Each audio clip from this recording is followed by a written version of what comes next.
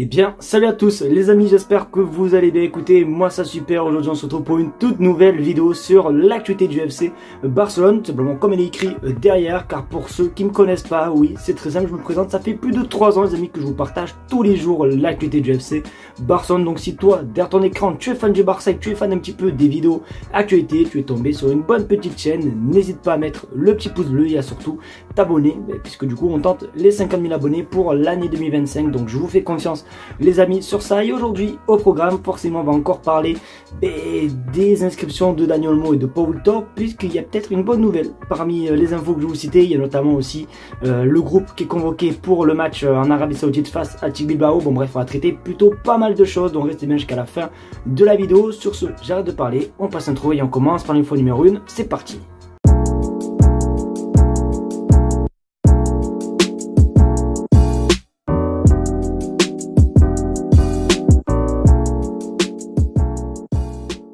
Juste, du coup, avant de commencer par parler d'infos, je répète, je vais vous faire gagner ce maillot, les amis, sur Instagram, les petits potes, le maillot floqué Lionel Messi. Mon Instagram s'affiche sur votre écran, il est aussi également en première ligne de description, donc n'hésitez pas à vous abonner si vous voulez participer pour gagner ce maillot. Le concours n'est pas encore fait, mais vous inquiétez pas, il est fait dans quelques jours, donc si tu veux ce maillot, n'hésite pas à t'abonner à mon Instagram. Et du coup, les amis, pour parler d'infos, vous le savez, le Barça va jouer contre l'Athletic Bilbao en demi-finale de la Super Coupe d'Espagne en Arabie Saoudite, et qui dit match, dit forcément les joueurs convoqués. Et du coup, voici tout simplement la liste des joueurs convoqués. Il y en a plein qui se posaient la question concernant tout simplement est-ce que Lamine Yamal sera présent, et comme vous pouvez le voir, oui, il sera bel et bien présent, et c'est pas impossible d'ailleurs qu'il joue, donc vraiment très bonne nouvelle. Donc voilà, si vous voulez voir, vous mettez pause, etc. Je vais d'ailleurs profiter forcément de parler de cette rencontre pour parler de pronos. Vous allez me dire votre prono, les gars, dans les commentaires. Moi honnêtement, si je dois donner un prono, je pense que le Barça va gagner comme en Liga. Je pense qu'on va gagner juste 2-1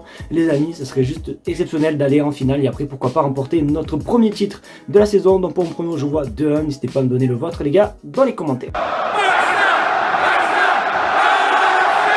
On va parler forcément un petit peu mercato. Nous sommes actuellement au mercato hivernal. Peut-être que vous n'étiez pas au courant, puisque qu'il n'y a pas énormément de transferts en cette période-là, mais oui, on est bien en mercato hivernal, et du coup il pourrait avoir des départs. Alors, je vous dis honnêtement, je pense pas qu'il va y avoir des arrivées du côté du Barça cet hiver, mais il pourrait bel et bien avoir un départ. Il y a notamment un joueur, les gars, que j'affectionne énormément, monsieur Ansu Fati, qui pourrait partir quelque part, sauf que le Barça refuse, car regarde ton écran, le Barça va mettre son veto au départ en prêt d'Ansu Fati vers le FC Séville. Même si le footballeur souhaite rejoindre le club Andaoulou, les relations sont rompues entre les deux clubs en raison de la pression que le Séville a exercée sur la Liga et sur le cas Dani Olmo. Donc du coup voilà, à cause voilà de Séville qui essaie de tout faire pour pas qu'on enregistre Dani Olmo, le Barça se retire pour simplement prêter Ansu Fati et ne veut pas discuter avec eux. C'est une très bonne chose, parce qu'honnêtement, si on fait les fous contre nous, on va pas vous passer des joueurs. Donc déjà c'est assez surprenant, puisque déjà je savais même pas qu'Ansu Fati allait peut-être partir en prêt cet hiver, et c'est surtout assez surprenant puisque j'avais pas trop fait attention. Mais voilà, peut-être que Séville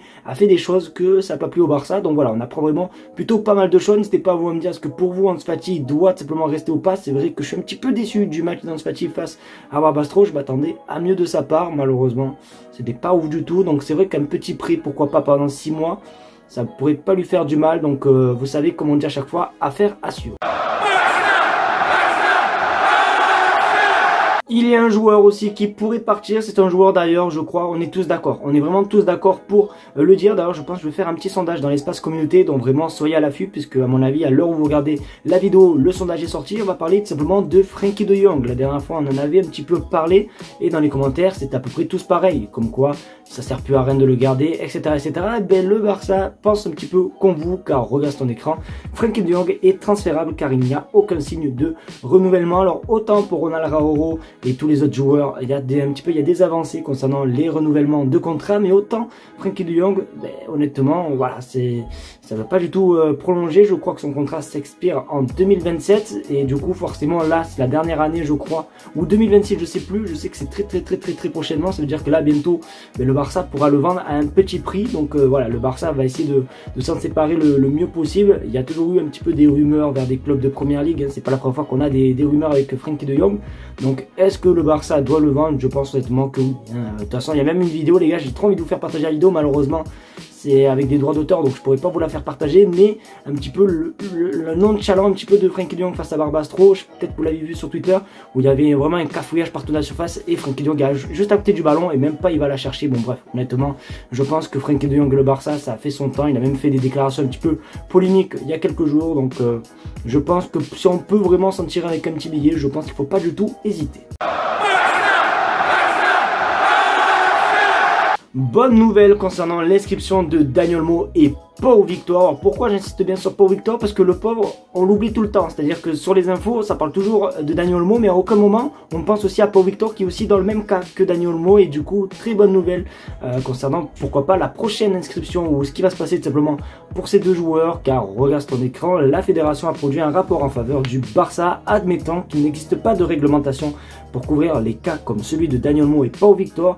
Une réforme du règlement est à l'étude et sera approuvée dans les prochains mois. Le club s'en servira devant le CSD pour démontrer qu'il a raison. Alors je veux juste pas trop non plus que ça prenne trop de mois, hein, puisque on va pas se mentir que la saison se finit dans 5 mois ou 4 mois, ouais, c'est en fin mai, donc il va falloir un petit peu que ça se dépêche, mais c'est quand même une bonne petite nouvelle, ce qui va peut-être nous faire entendre que dans quelques semaines, peut-être que Dani Olmo, tout sera rétabli. Après, je l'espère, avec tout ce qui se passe, etc. Et ça, les gars, vous allez voir que cette info, elle va pas être reprise par ActuFoot, parce qu'ActuFoot, pendant la semaine dernière, ils ont fait que dézinguer tout simplement le Barça.